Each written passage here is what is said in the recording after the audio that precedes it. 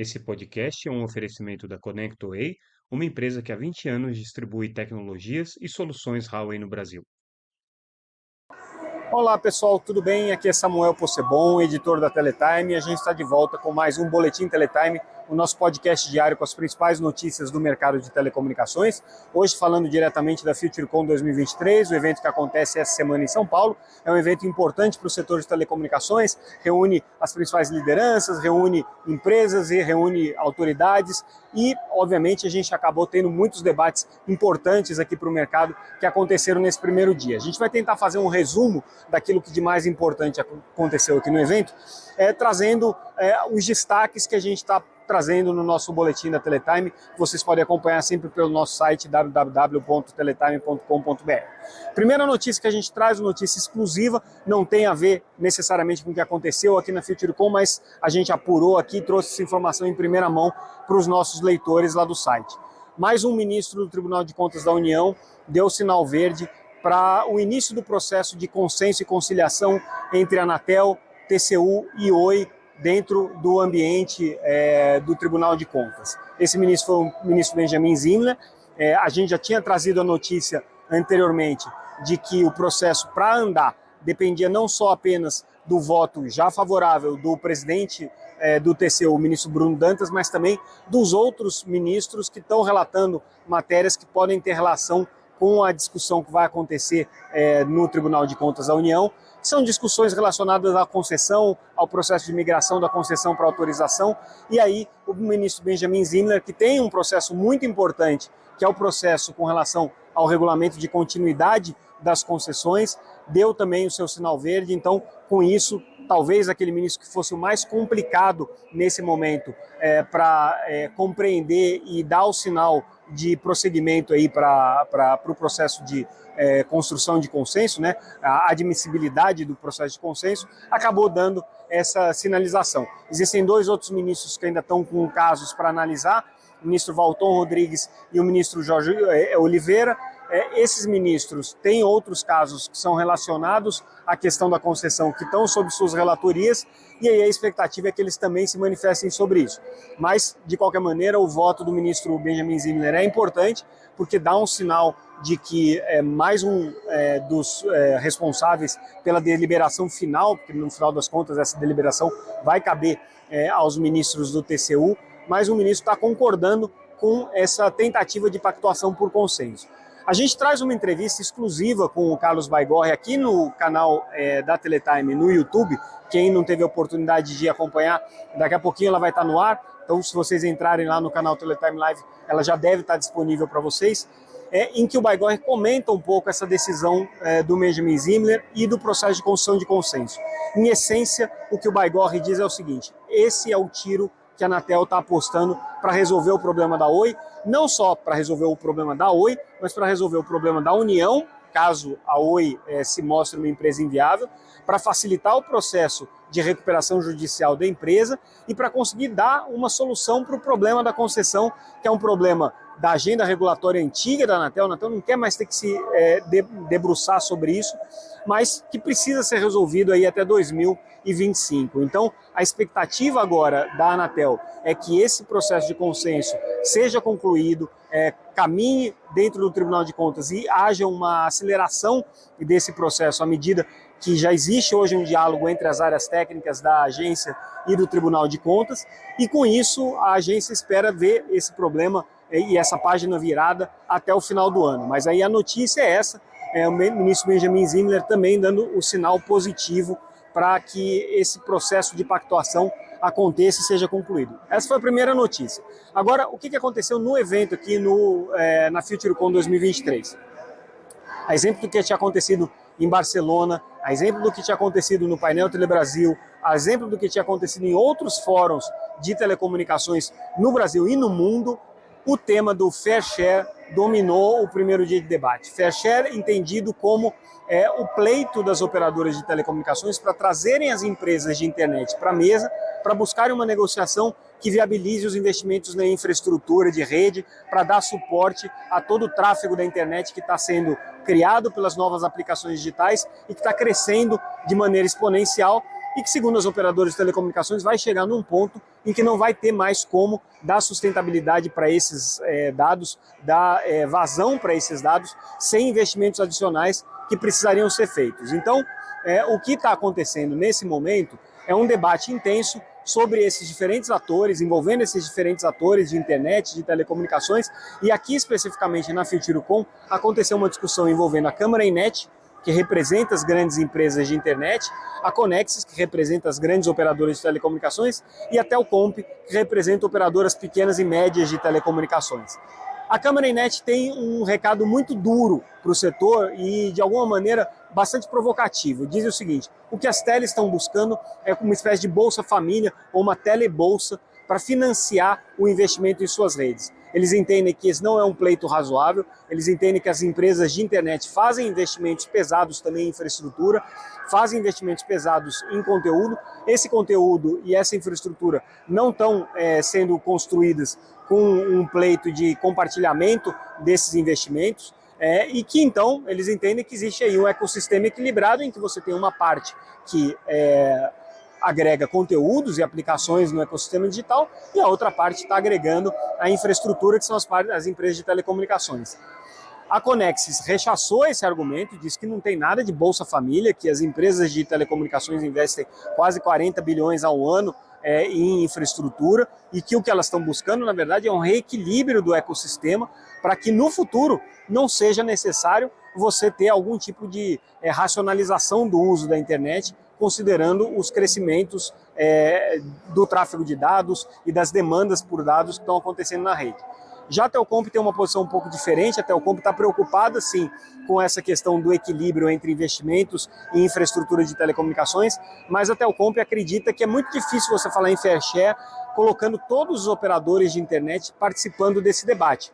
Eles entendem que essa seria uma negociação muito mais simples entre grandes operadoras e grandes empresas de internet e que isso excluiria, de alguma maneira, os pequenos e médios operadores. Mas eles trazem uma preocupação nesse debate, que é com relação à qualificação do uso da internet. Então a Telcomp entende que seria mais importante discutir, por exemplo, franquias, discutir zero rate, do que você discutir nesse momento esse compartilhamento de investimentos. Já o presidente da Anatel, Carlos Baigorre, fez uma fala muito dura sobre isso, deu também uma entrevista, nessa entrevista que está no canal do YouTube, na Teletime, ele comenta também sobre essa questão da internet, e basicamente o que ele diz é o seguinte: olha, ninguém está falando que esse momento é um momento de se discutir quem investiu mais ou investiu menos, quem inova mais ou quem inova menos, quem é o ator que hoje protagoniza o ambiente digital ou quem é o ator que hoje está relegado a um segundo plano no ambiente digital.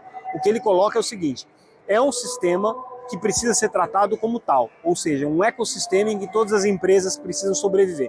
E se existe uma parte desse ecossistema que está dizendo, olha, não é viável da maneira como está sendo colocado, não está viável o desenvolvimento da internet dessa maneira e não está sustentável, é preciso ouvir, trazer essas partes para o debate, tentar entender e qualificar. Ele puxou a orelha das operadoras de telecomunicações, que até agora não tem uma proposta concreta, não trazem estudos, não trazem levantamentos que sustentem os seus argumentos, mas também colocou que esse debate na Europa já está muito mais bem estruturado e que o Brasil precisa ser protagonista dessa discussão, que ela precisa acontecer, é necessário que haja essa visão holística de que a internet é um ecossistema em que tanto empresas que a gente chama hoje de internet, os big techs, precisam ter a sua garantia de existência nesse ecossistema assegurada, como também as empresas de telecomunicações responsáveis pela infraestrutura precisam ter a sua subsistência nesse ambiente assegurado. Então, o que o Baigorre faz é conclamar esse debate para que todos sentem à mesa e consigam fazer, de alguma maneira, um entendimento e um diagnóstico, um raio-x, uma reflexão sobre aquilo que efetivamente precisa ser feito e o que não precisa. Ele colocou que a Anatel, até o final do ano, deve colocar em consulta pública a análise de impacto regulatórios, a IR, sobre essa questão produzida a partir da tomada de subsídios que envolveu as empresas de internet e envolveu as empresas de telecomunicações. A Anatel abriu essa tomada de subsídio. Na semana que vem, inclusive, a Anatel vai anunciar a conclusão dessa primeira etapa do trabalho, deve trazer a público as contribuições que foram colocadas na tomada de subsídio. A Anatel acredita que depois dessa consulta pública sobre a análise de impacto regulatório, a área técnica vai ter condições de produzir um regulamento que vai ser levado ao Conselho. Mais uma vez, o Conselho vai aprovar uma minuta de regulamento que vai à consulta pública e aí sim a Anatel conclui, em algum momento, essa discussão. No entendimento da Anatel, isso não passa necessariamente pela revisão do modelo de neutralidade que está no Congresso. A Anatel entende que tem instrumentos para atuar nessa frente, para regular essa frente, mas a Anatel está hoje encontrando muito mais dificuldade em encontrar os seus interlocutores e qualificar o debate do que em dar a solução jurídica para o tratamento que precisa ser dado a essa questão da internet. Na questão jurídica, a Anatel está um pouco mais confortável, segundo Carlos Baigorre. Ele também, na sua fala de abertura aqui do evento, e aí saindo um pouco do tema da internet, falando de um outro tema que preocupa muito as empresas de telecomunicações, falou sobre postes. Ele disse que a situação hoje, palavras dele, é caótica, precisa ser resolvida, precisa ser endereçada pelas operadoras de telecomunicações e pelas empresas de energia, e que bota bastante esperança de que o regulamento que está sendo votado pela Anatel e pela ANEEL vai trazer alguma luz sobre isso. A Anatel não deve fazer a reunião conjunta com a ANEEL, como era a expectativa do relator Alexandre Freire, que está relatando isso, porque existem algumas dificuldades práticas, do tipo, como é que você vai contabilizar os votos, para quem que vai o recurso, caso alguma empresa queira entrar com recurso, como é que você resolve em caso de empate, como é que você resolve na hipótese da necessidade de um voto de Minerva, de um voto qualificado. Então existem alguns problemas práticos que impediriam as duas agências de votarem conjuntamente o regulamento dos postes, mas eles querem fazer um entendimento conjunto, querem fazer um alinhamento prévio e aí sim um texto comum ser colocado em votação, já pacificado entre as duas agências, para que cada uma delas possa tomar. O interessante é o seguinte, a gente confrontou o Baigorre com o fato de que a minuta que foi elaborada pelas áreas técnicas incluía aí a previsão de que as operadoras de telecomunicações paguem um adicional para a limpeza dos postes, né? Elas vão pagar a conta, isso já está claro, mas essa conta não vai ser paga só com o aluguel de postes, como gostariam as operadoras de telecomunicações. Essa conta vai ser paga, inclusive com esse adicional que poderia ser cobrado pela empresa exploradora de infraestrutura. E o que o Baigorre se mostrou surpreso foi em ver que esse foi o encaminhamento dado pela área técnica. Ele falou, olha, eu preciso conhecer melhor o relatório da área técnica, o relatório do conselheiro Alexandre Freire certamente vai abordar isso, mas se foi isso mesmo, como os jornalistas colocaram para ele acha que vai ter que ter um pouco mais de discussão, porque talvez esse modelo não seja viável no entendimento dele. Mas claro que ele falou isso de bate-pronto, sem ter lido ainda nenhum tipo de relatório sobre isso, sem ter lido os pareceres das áreas técnicas. Então, de qualquer maneira, ele endereçou essa questão e tem esperança aí que ainda em outubro esse assunto seja resolvido no Conselho Diretor da Anatel. O ministro das Comunicações, Juscelino Filho, participou do evento também e trouxe algumas mensagens com relação ao uso do FUST. O que o ministro está esperando é que haja possibilidade de uso dos recursos do FUST para a construção de redes interestaduais, de infovias ligando diferentes estados. Então essa é uma perspectiva aí, do direcionamento político do ministro. Ele também colocou sobre a necessidade de você ter investimentos em infraestruturas submarinas ligando os países da América Latina. Isso também poderia ser feito com recursos do FUST, segundo o ministro, e também antecipou aí a expectativa do Ministério soltar uma portaria com relação à qualidade de rede das redes móveis de telecomunicações. É uma pauta que o ministro tem batido muito, está muito incomodado com o fato de ter recebido sistematicamente reclamações das operadoras de telecomunicações, dos agentes públicos se queixando das operadoras de telecomunicações. Então, o ministro das Comunicações traz essas duas agendas aí na abertura das telecomunicações e coloca isso como um ponto crítico. Um ponto que foi trazido durante o evento, que na verdade tem a ver com uma consulta pública que a Anatel está fazendo agora, mudando um pouco de assunto, é com relação ao futuro do 2G e do 3G. A Anatel está trazendo essa consulta pública por uma razão muito simples. Ela está vendo a ativação de redes 2G continuar acontecendo de acessos 2G continuar acontecendo e está preocupada com isso, porque existe um refarm, um reordenamento da infraestrutura que precisa acontecer até 2028, e enquanto as operadoras continuarem colocando clientes 2G, vai ser muito difícil fazer esse refarming lá na frente. Então, o que a Anatel está querendo fazer é suspender a homologação de equipamentos que sejam 2G only ou 3G only, ou seja, equipamentos que só funcionam com a tecnologia 2G e 3G. E que essas homologações já prevejam a migração para o 4G e para o 5G. Só que para isso a Anatel precisa passar por um processo de tomada de subsídios, que foi aberta hoje, depois de consulta pública e depois encaminhar aí como é que vai ser feito essa limitação para as homologações. Por que isso? A Anatel entende que existem algumas limitações no âmbito das regras de comércio internacionais que precisam ser respeitadas, então o Brasil não pode burlar essas regras, né? Mas é um assunto que está preocupando muito a Anatel e por isso mesmo essa tomada de subsídios aí. A gente traz essa informação, então, que a expectativa da Anatel é não mais licenciar, homologar equipamentos 2G e 3G. E para a gente fechar esse nosso boletim de hoje, eu convido a todos a assistirem as entrevistas especiais que a gente está produzindo durante essa FutureCon. Hoje a gente está publicando uma entrevista com o presidente da Anatel, Carlos Baigorre, como eu já coloquei, e a gente deve ter também uma entrevista com o CEO da Vero, Fabiano Ferreira, e o CEO da Americanet, Lincoln Oliveira, os dois agora num processo de fusão das duas empresas, comentam um pouco esse processo de fusão e comentam as perspectivas aí que as duas empresas veem para o desenvolvimento do mercado da internet. Então, são entrevistas exclusivas que a gente está trazendo, diretamente do estúdio montado pela ConnectWay durante a FutureCon, e a gente convida todos a entrarem lá no canal para acompanhar essas entrevistas, a gente vai publicá-las também na forma de podcast. Com isso, pessoal, a gente encerra esse nosso primeiro dia da FutureCon 2023 e amanhã a gente volta com mais um boletim especial aqui do evento.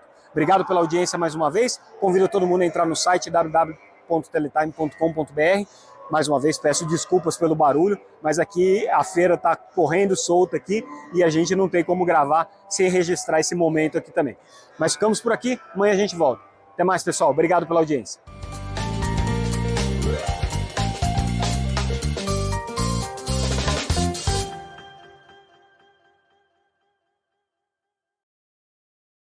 Esse podcast é um oferecimento da ConnectWay, uma empresa que há 20 anos distribui tecnologias e soluções Huawei no Brasil.